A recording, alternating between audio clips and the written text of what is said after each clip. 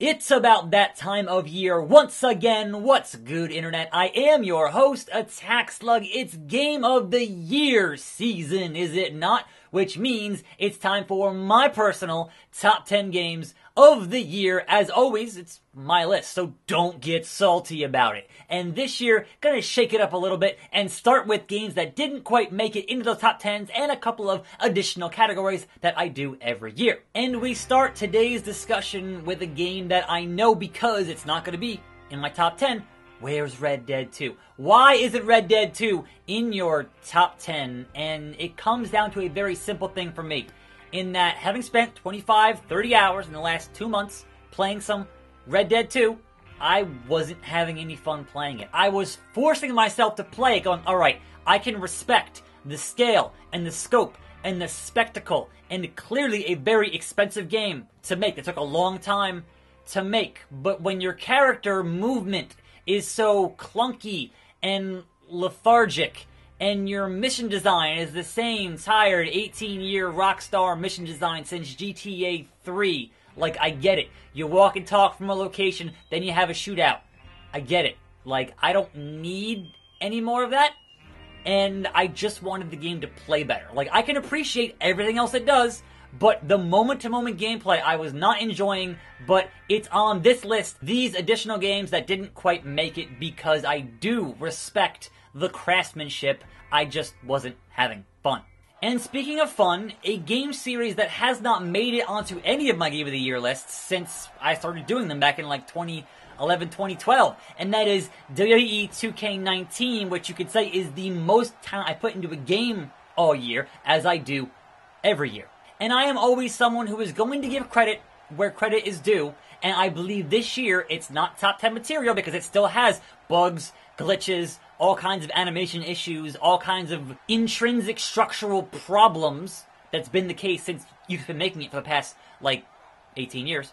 But they did add more fun things this year. I did have a better time playing than my career this year, and that alone puts it on this list. And if the rumors of them investing heavier into the series, like they do with NBA, come to fruition, then perhaps 2K20 will actually make it into my top 10 next year. Stay tuned. Not that it needs to be on any list outside of, hey, one of the greatest games of all time, but the Shadow of the Colossus remake, it's still Shadow of the Colossus. That's still a really good game. You should still really play it if you have the opportunity. And so just a brief mention that, hey, that was awesome. I finished it again, and it's still amazing. This year was the first year I took a stab at reviewing a game, like, for really reals. Like, sitting down, playing the whole thing, getting the clips, writing it out, and then putting out an edited review on the channel. And for that reason, I think Lamplight City is worth taking a look at. It's not quite top 10 for me, but man, I had a fun time going through that entire process for the first time in the history of this channel. If you like point-and-click adventure games at all, it is at least worth a cursory glance. I also spent some time this year playing a pinball Metroidvania hybrid known as Youku's Island Express. It is just bright and cheery. It put me in a good mood. It's a game that when you play so many dark and brooding and evil type video games, just pop on Youku's Island Express and just have a joyful time. And the only mobile game that I spent any length of time with this year is Shin Megami Tensei Liberation DX2, D-Cross 2, D... whatever 2. This was more from the Sega side than the Atlas side, but I think they managed to nail a lot of the core tenets of this franchise and did a pretty good job with it. But like any mobile game, not a game I'm going to put any money into, so kind of once you hit that wall, more or less, I'm kind of done playing it. Like, I'll pop in here for kind of time, but I certainly spent more than enough time playing the free portions of that game where I could progress and see some of the story, so it's alright. And hey, it is still free, so go check it out.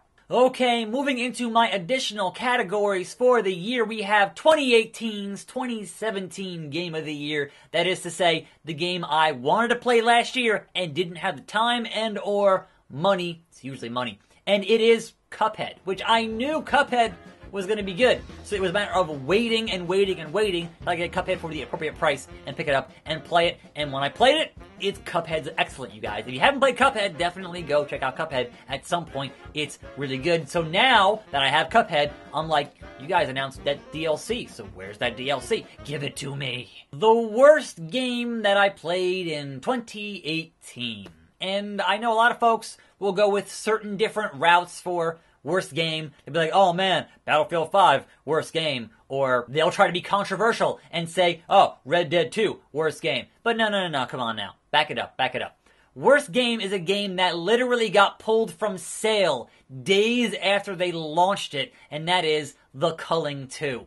I have never seen a company quite that tone deaf, where they would abandon The Culling 1 after ruining the balance, and then basically put out a PUBG H1Z1 clone and hope that the audience would come back for that, when we already have that with PUBG and H1Z1 and Fortnite. Like, what? People were literally buying this game just to refund it on Steam so they could leave a bad review. It was that bad. And the sad part is, from what I could tell, the gameplay was not really that much different from any other Battle Royale style game in that genre. But when there's literally nobody playing it, and they pull the game and refund everybody, that's worst game of the year. New category this year. We have game to keep your eyes on, and that is Hellsign, which launched in early access back in November. And man, that game gives you a fantastic first impression. 3/4 overhead, horror, paranormal investigation, and like, I want to see that game fully fleshed out. I want to see everything in there. I want to see polish that thing as much as you can, and the experience, just from what is currently in that build, in that early access, is strong enough to give me high hopes for the final product. So please, don't screw it up.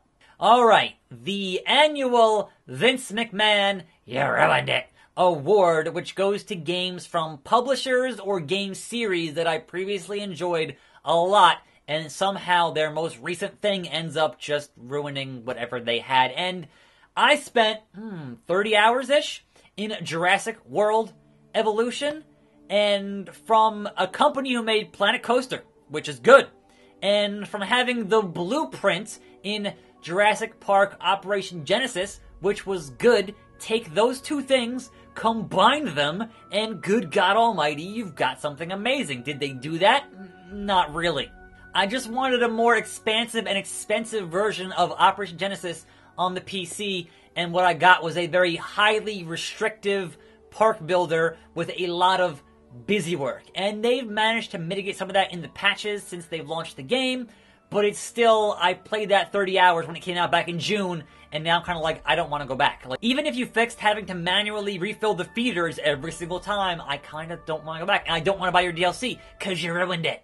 Another new category this year, we have the Didn't Get All of It Award, which is for games that had a lot of parts that I liked. And from what I played, I did enjoy it to a degree, but man, the promise of those parts just, again, did not come together in a way that was quite that great. And this year it goes to the Swords of Ditto, which was, as was pitched, a roguelike Link to the Past style game. And I love roguelikes, and I love Link to the Past. But where Swords of Ditto fell short was that the spin up into a new run takes too long. The auto-leveling of the enemies when you gain levels was not a thing I enjoyed. And they did fix some stuff in their timeless update. But again, you play a bunch when the game comes out, it gives you that first impression, and maybe you go back later, months later, and maybe you don't. So I'm just giving you my opinion from what I played back when it came out. And finally, we have the biggest disappointment award for 2018. And you guys know I love VR stuff. I am huge into the possibility of VR in all shapes and forms, and The Impatient is my biggest disappointment of the year.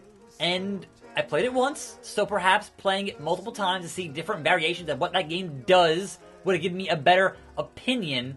But even playing it that once, I wasn't having fun playing it. And I loved Until Dawn, right? And I gave them a pass for that Rush of Blood thing in VR, had to have that out for launch. I get it.